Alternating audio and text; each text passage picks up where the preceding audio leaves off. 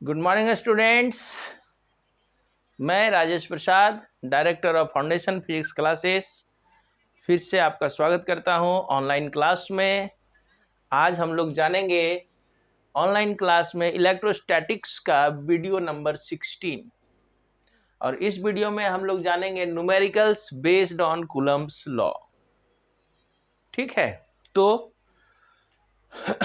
Assignment का question number 18 क्या कह रहा है? असाइनमेंट आप लोग के पास भी है, हालांकि क्वेश्चन हमने लिख दिया हुआ है। क्या कह रहा है? A particle A having a charge of 2 × 10⁻⁻6 coulomb and A mass of 100 ग्राम। हमने क्या कहा? पहले भी कहा है कि न्यूमेरिकल बनाते समय जो भी डेटा आपको दिखे उसको आप तैयार करते जाइए, कॉपी में लिखते जाइए, सॉल्यूशन में आइए। कह रहा है एक चार्ज पार्टिकल जिसका चार्ज है 2 × 10⁻⁻6 कूलम और मास दिया हुआ है 100 ग्राम, यानी कि लिख सकते हैं 0.1 kg। ग्राम को केजी में कन्वर्ट कर दिए। अब क्या करा? Is placed at the bottom of a smooth inclined plane of inclination. Angle of inclination भी दे रहा है 30 डिग्री, यानी कि फिगर अब थोड़ा सा समझ में आ रहा है इतना पढ़ने के बाद कि ऐसा फिगर होगा। एक इंक्लाइंड प्लेन है जिसका angle of inclination theta equal to 30 degree है और ये जो चार्ज पार्टिकल है ये यहां पर बॉटम में रखा हुआ है।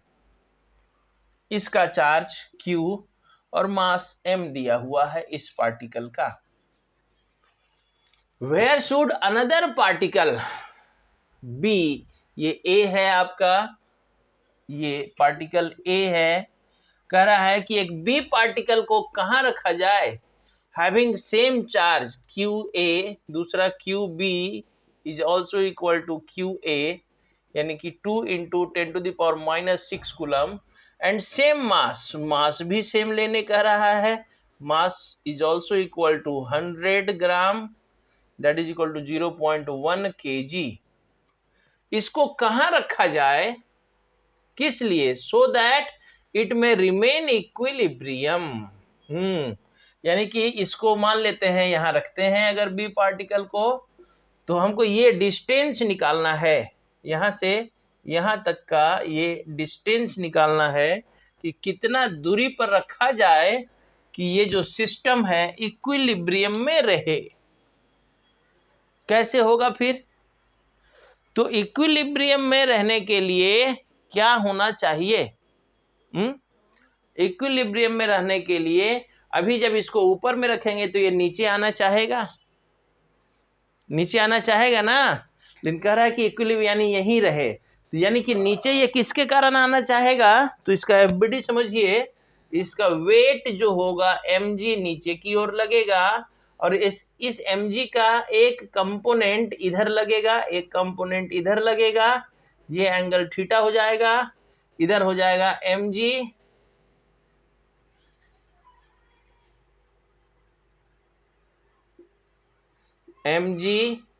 साइन थीटा और इधर हो जाएगा mg कॉस थीटा। देखिए कितना आसान हो गया। अब ये mg साइन थीटा के कारण नीचे जाना चाहेगा, लेकिन कह रहा है इक्विलिब्रियम में रहे, यानी कि इस ए बॉडी के कारण, ए चार्ज बॉडी के कारण इसको रिपल्सन फोर्स इस पर लगना होगा F का, F इलेक्ट्रोस्टैटिक्स। बस हो गया, कंडीशन कंप्लीट। ये नीचे आना चाह रहा है लेकिन कह रहा है इक्विलिब्रियम में रहे। इक्विलिब्रियम में रहने के लिए ये जो mg साइन थीटा नीचे लगेगा, इतना ही फोर्स ऊपर की ओर, यानी कि हम लोग लिखेंगे, देखिए एक लाइन का कंसेप्ट था, फॉर इक्विलिब्रियम ऑफ बी के इक्विलिब्रियम के लिए Fe जो होना चाहिए वो mg साइन थीटा के बराबर होना चाहिए। बस हो गया। तो अब Fe कितना? K QA QB by are square is equal to mg sine theta. Then हमको आर स्क्वायर निकालना है, ये इधर के ये इधर आ जाएगा, K QA QB by mg sine theta. Then R is equal to under root K QA QB by mg sine theta. अब देखिए तो आपका QA दिया हुआ है, QB दिया हुआ है, मास दिया हुआ है, थीटा दिया हुआ है, सारा वैल्यू तो दिया हुआ है। सॉल्व करेंगे जो आएगा सो आपका आंसर हो जाएगा। सारा value 9 into 10 to the power k का वैल्यू, QA जो है 2 into 10 to the power -6, QB is also equal to 2 into 10 to the power -6 divide by mass 100 gram यानी 0.1 इंटू जी आपका कितना ले लिया जाए 10 ले लिया जाए, और साइन थीटा यानी साइन 30 हो गया ये। तो यहाँ से सॉल्व कर दिया जाए, कितना हो जाएगा भाई, तो ये दशमलव चला गया ऊपर, ये 10 से 10 कैंसिल, अब अंदर क्या बच गया देखिए, ये साइन 30 यानी 1/2, तो 9 इंटू 10 टू द पावर -12 12 में 9 चला जाएगा, तो 10 to the power 1 minute 9 into 2 into 2 into 10 to the power -3 और साइन 30 यानी 1/2, तो ये 2 ऊपर गया, क्या हो जाएगा बता दिया जाए तो R equal to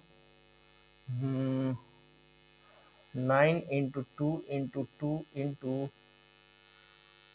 2 divide by 1000 है ना। तो ये ऐसा कीजिए 2 से इसको 500 काट लीजिए, कितना आ गया देखिए, अब बहुत तो गया। तो R इक्वल टू 9 के लिए 3 बाहर, 2 के लिए 2 बाहर, और बाई में 100 का 10 बाहर, और √1/5 रह गया, तो कितना हो गया R इक्वल टू 6/10, और 5 का 2.25 कर देते हैं। अब इसको सॉल्व कीजिए तो 100 ये कट गया, 60/225 सॉल्व कीजिए, कितना हो जाएगा,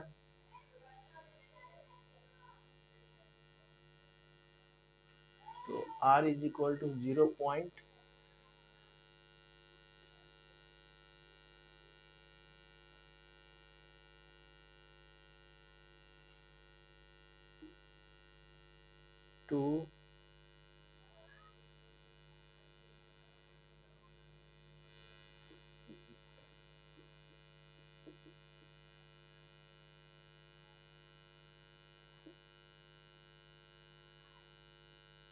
लगभग 0.27 मीटर, यानी R is equal to 27 centimetre. ये आ गया आपका आंसर। क्या दिक्कत था देखिए क्वेश्चन में, बस कैलकुलेशन कंसेप्ट, हम क्या बोल रहे हैं बार बार कि जैसे जैसे क्वेश्चन पढ़ते जाइए, डेटा तैयार कीजिए, अगर फिगर का जरूरत पड़ रहा है फिगर बनाइए, अपने क्वेश्चन समझ में आ जाएगा। चलिए एक बार फिर से हम लोग समझते हैं क्या कह रहा है। एक ए पार्टिकल है जिसका चार्ज और मास दिया हुआ है, ये इंक्लाइंड प्लेन के बॉटम में रखा हुआ है, इंक्लाइंड प्लेन का एंगल ऑफ इंक्लिनेशन दिया हुआ है। कह रहा है कि एक दूसरा पार्टिकल बी को कहाँ रखा जाए, चूंकि अब इंक्लाइंड प्लेन में स्मूथ है, इंक्लाइंड प्लेन में कहीं भी रखेंगे तो स्मूथ है, तो ये फिसल के नीचे आना चाहेगा ना, किसके कारण, तो ये mg sin थीटा के कारण। अब हमको इसको रोकना है, तो भैया इसको रोकेगा कौन, तो इस चार्ज के कारण इस चार्ज पर जो फोर्स ऑफ रिपल्सन लगेगा, और ये रिपल्सन का फोर्स होना कितना इक्विलिब्रियम में, नहीं ये इसको ऊपर भी नहीं जाना है और ना ही इसको नीचे आने, नहीं जहां है तो जहां है वहीं रहने के लिए Fe upward force is equal to downward force mg sin theta, यानी फॉर इक्विलिब्रियम में भी Fe is equal to mg sin theta. अब Fe यानी इलेक्ट्रोस्टैटिक फोर्स वैल्यू पुट किए, यहां से अब कैलकुलेशन हो गया। ओके, तो इसको जल्दी से नोट कीजिए, तब तक हम बोर्ड को इरेज करते हैं दूसरे क्वेश्चन के लिए, ठीक है, देखा जाए। चलिए इस वीडियो में फिर से आपका स्वागत है। जानते हैं question number 19, question number 20 assignment का क्या कह रहा है। क्वेश्चन नंबर 19 देखिए, ये सारा क्वेश्चन, हालांकि हम तो कहेंगे बहुत आसान है, आप भी थोड़ा सा मेहनत कीजिए, सारा क्वेश्चन आसान लगेगा। पहले खुद से बनाने का कोशिश कीजिए, वीडियो बाद में देखिए। वीडियो हम सारा न्यूमेरिकल्स का वीडियो इसलिए बना के दे रहे हैं ताकि आप फंसे नहीं, लेकिन पहले खुद से क्वेश्चन को ट्राई कीजिए, अपना दिमाग भी यूज कीजिए। खाली कॉपी पेस्ट सब वीडियो देख के छाप लिए, वीडियो देख के छाप लिए, इससे क्या होगा? कुछ नहीं होगा।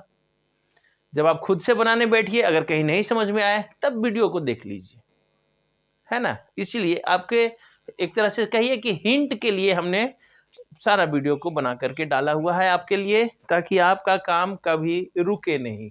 सेल्फ स्टडी के दौरान भी आप मन लगा के पढ़ रहे हैं, पढ़ते रहिए। फिर सर ऑफलाइन क्लास जाएंगे तब पूछेंगे, वो सिस्टम नहीं हो, इसलिए आपको हमने ऑनलाइन क्लास में सारा असाइनमेंट का वीडियो डाल के रखा हुआ है। मन लगा करके इसको देखते रहिए। चलिए क्वेश्चन नंबर 19 कह रहा है, two identically charge particles are fasten to the two ends of a spring. अब यहां पर स्प्रिंग का क्वेश्चन, तो ध्यान रखेंगे।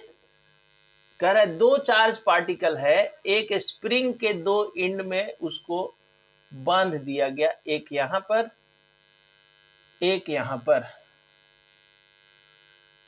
स्प्रिंग कांस्टेंट, इस स्प्रिंग का स्प्रिंग कांस्टेंट दे रहा है 100 newton per metre, and its natural length जो है, यानी नेचुरल लेंथ करने का मतलब दोनों चार्ज के बीच का डिस्टेंस L यानी R is equal to 10 centimetre, जिसको कि हम लोग 0.1 मीटर लिख सकते हैं। अब क्या कह रहा है, इस सिस्टम को एक स्मूथ हॉरिजॉन्टल टेबल पर रख दिया जाता है। If the charge on each particles, यानी Q यहाँ पर ये अगर Q1 है, ये Q2 है, तो Q1 is equal to Q2 is equal to 2 into 10 to the power -8 coulomb. जैसे ही अब ये सेम चार्ज का बात कर रहा है Q1 Q2 में, हमको पता चल गया कि ये दोनों चार्ज एक दूसरे को रिपेल करेगा, और जब दोनों चार्ज एक दूसरे को रिपेल करेगा तो स्प्रिंग खींचाएगा, स्ट्रेच होगा। Find the extension in the length of the spring, और यही चीज हमको निकालना है कि स्प्रिंग कितना खींचाएगा।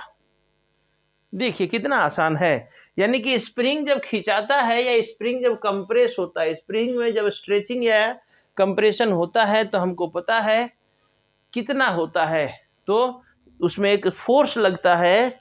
कितना force? Spring force is equal to कितना बताइए?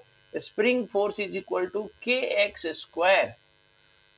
तो स्प्रिंग फोर्स जब इसको ये बाहर की ओर खींच रहा है, कौन? इलेक्ट्रोस्टैटिक फोर्स, स्प्रिंग फोर्स अंदर लगेगा, यानी कि हम कह सकते हैं कि जो इलेक्ट्रोस्टैटिक फोर्स बाहर की ओर लग रहा है उतना ही स्प्रिंग फोर्स अंदर की ओर लगेगा।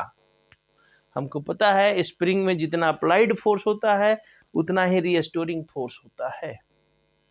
बस यही कंसेप्ट यहां पर था, हो गया। अब इलेक्ट्रोस्टैटिक फोर्स कितना फोर्स सप्लाइड करके हम स्प्रिंग को खींच रहे हैं, Q1 Q2 बाई R, यानी कि R², और ये पता चल जाएगा kx² से, यहाँ से हमको x निकाल देना है। Then x² is equal to क्या हो जाएगा? ये स्प्रिंग कांस्टेंट है, यहाँ पर जो स्प्रिंग कांस्टेंट है k स्प्रिंग लिख, क्योंकि दोनों जगह k आ जा रहा है इसलिए थोड़ा सा उसको हम लोग चेंज कर दिए। क्या हो जाएगा भाई? तो x² is equal to Q1 Q2 by KS into R²। अब इसको सॉल्व कर लीजिए ना, क्या हो जाएगा? Then x is equal to under root Q1 Q2 by KS into R²। अब सारा वैल्यू पुट कर दीजिए। k कितना हो गया जी? 9 into 10 to the power 9। Q1 कितना है? 2 into 10 to the power -8, again 2 into 10 to the power -8 divide by spring constant 100 into R is equal to कितना है? 0.1 का स्क्वायर यानी 0.01 दो बार। अब इसको सॉल्व कीजिए, देखिए कितना आसानी से सॉल्व हो जाएगा। ये दशमलव हटेगा तो 2 0 आएगा, और ये 100 से 100 कैंसिल होगा ना, यानी ऊपर देखिए आसान तो हो गया। तो 8 8 16 में से 9 चला जाएगा, 7 बच जाएगा। 9 के लिए 3 बाहर कीजिए, 2 के लिए एक 2 बाहर कीजिए, अंदर में 10 टू द पावर कितना हो गया, -7 आ गया। तो ऐसा करें x इज इक्वल टू 6 और इंटू 10⁻, ऐसा कर दे, एक स्टेप और कर ले, 10⁻⁻6 इंटू 10⁻⁻1। तो -6 के लिए 10 इंटू 10⁻⁻3 बाहर आ गया और अंडर रूट 1/10 रह गया। तो 10 का रूट कितना हो जाएगा, 3.2 कर लेते हैं। Then x is equal to 6 divide by 3.2 into 10⁻⁻3। ये कितना आ जाएगा भाई, -6 आ रहा है, 1 मिनट।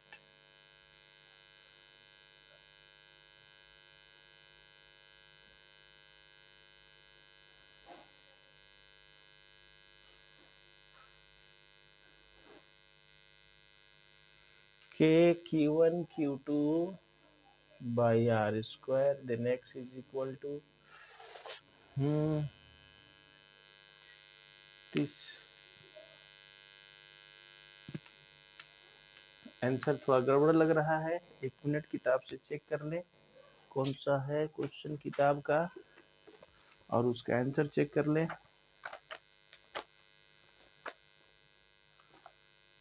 टाइपिंग मिस्टेक हो सकता है ना, देख लेते हैं।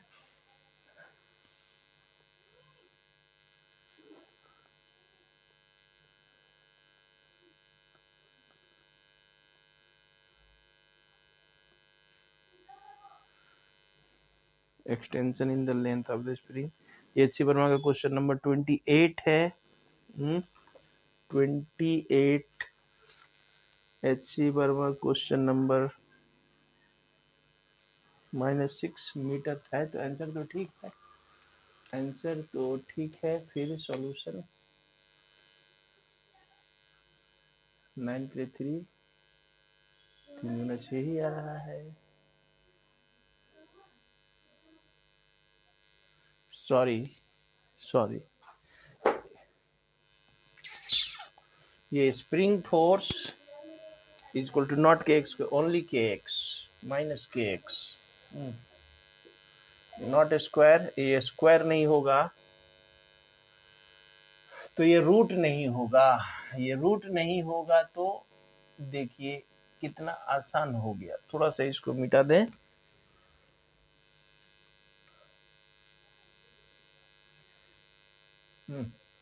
रूट नहीं, spring force is equal to minus के एक्स, सॉरी, स्प्रिंग का potential energy is equal to half K X square, sorry, spring force is equal to minus के एक्स।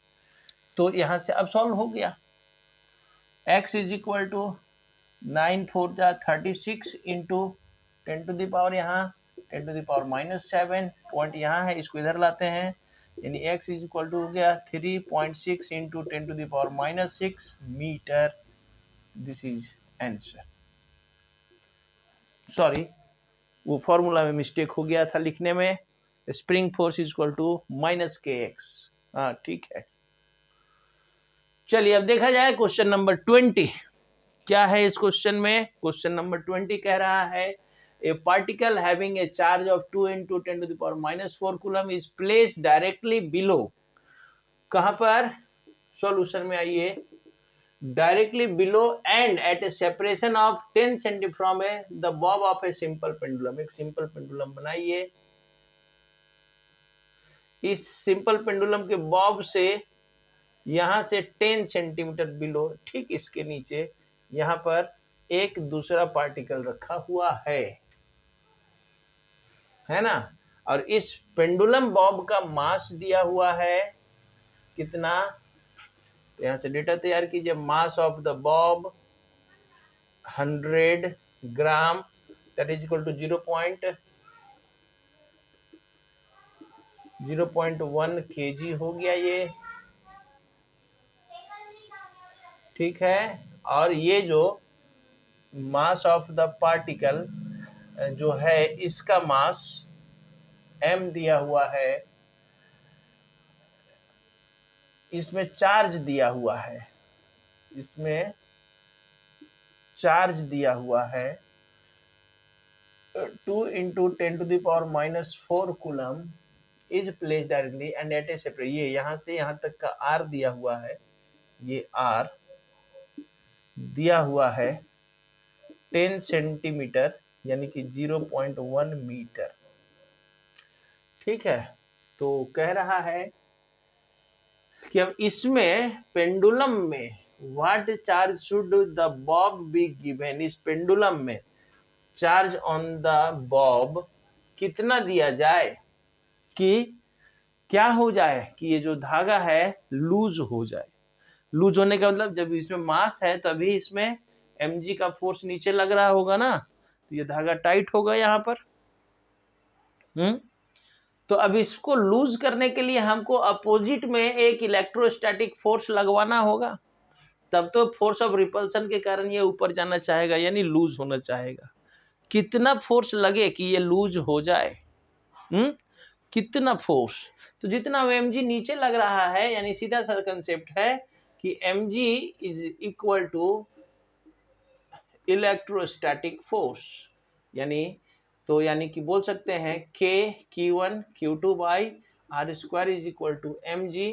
तो कह रहा है यहाँ से q1 यानी कि ये जो दूसरा चार्ज qb जिसको हम बोल रहे हैं q2 निकाल लीजिए, then q2 is equal to क्या हो जाएगा mgr बाई k q1।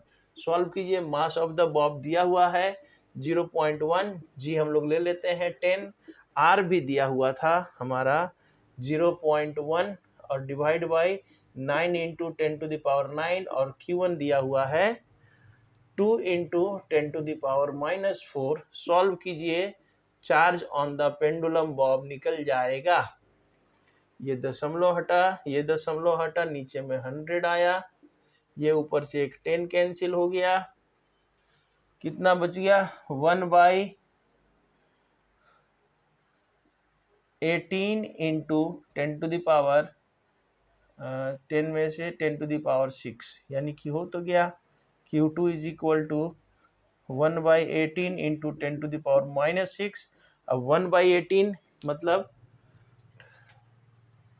आ जाएगा आपका q2 is equal to 5.4 into 10⁻⁹ हो जाएगा कूलम। सॉल्व, डिवाइड तो आता है ना, डिवाइड कर लेंगे। देखिए कितना आसान सा क्वेश्चन है, ये सारा दिख रहा है। चलिए एक बार फिर से देख ले हम लोग इस क्वेश्चन को, पेंडुलम वाले क्वेश्चन को। क्या कह रहा है, एक पेंडुलम को जब ऐसे लटकाएंगे तो इसका बॉब का जो वेट है नीचे की ओर लगेगा mg, जिसके कारण ये धागा क्या हो जाएगा, खिंचा जाएगा, स्ट्रेच हो जाएगा। लेकिन कह रहा है कि नीचे में एक चार्ज पार्टिकल रख दिया ठीक बॉब के नीचे,